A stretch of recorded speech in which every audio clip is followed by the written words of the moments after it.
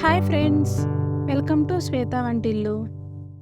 ఈరోజు మనం సింపుల్గా తోటకూర పులుసు ఎలా ప్రిపేర్ చేయాలో చూద్దాం. సో లేట్ చేయకుండా వీడియోలోకి వెళ్ళిపోదాం. ముందుగా స్టవ్ వెలిగించి ప్యాన్ పెట్టి 3 టేబుల్ స్పూన్ల వరకు ఆయిల్ వేసుకోవాలి. ఆయిల్ వేడయ్యాక 1 టేబుల్ స్పూన్ తాలింపు గింజలు, 1 రెమ్మ కరివేపాకు,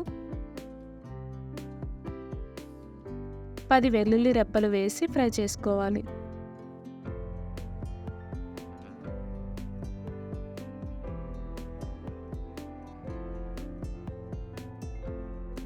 తాలింపు గింజలు ఇలా ఫ్రై అయ్యాక 3 పచ్చిమిర్చి ఇలా కట్ చేసి వేసి ఫ్రై చేసుకుందాం.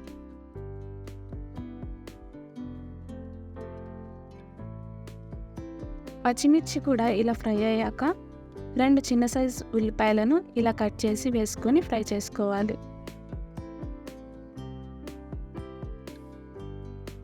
ఉల్లిపాయలు అలాగే పచ్చిమిర్చి ఇలా ఫ్రై అయ్యాక 2 మీడియం సైజ్ టమాటాలను ఇలా కట్ చేసి వేసుకొని కలుపుకుందాం.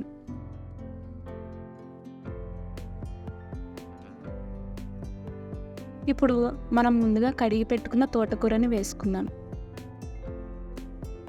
నేను ఇక్కడ 2 చిన్న సైజు తోటకూర కట్టలని తీసుకున్నానండి. 1/2 టేబుల్ స్పూన్ పసుపు, 2 టేబుల్ స్పూన్ కారం,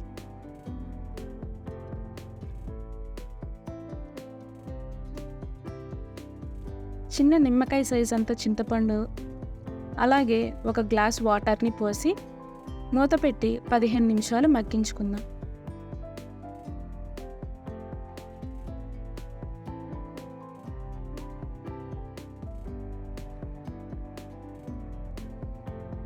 ఇప్పుడు 15 నిమిషాల తర్వాత మూత తీసి ఒకసారి కలుపుకుందాం. మనకి తోటకూర అనేది చాలా చక్కగా మగ్గిపోయిందండి. ఇలా కలుపుకున్నాక స్టవ్ ఆఫ్ చేసుకుందాం.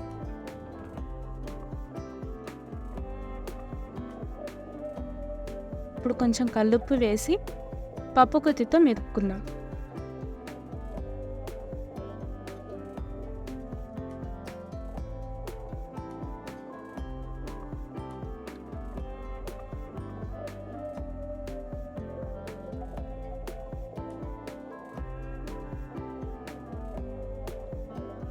ఇలా ఒకసారి కలుపుకున్నాక ఒక బౌల్లోకి సర్వ్ చేసుకుందాం.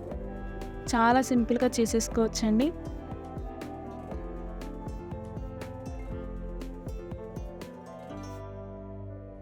అంతే, ఎంతో సింపుల్గా ఉండే తోటకూర పులుసు రెడీ. ఈ వీడియో మీకు నచ్చినట్టయితే లైక్ చేసి, షేర్ చేసి, సబ్స్క్రైబ్ చేయండి.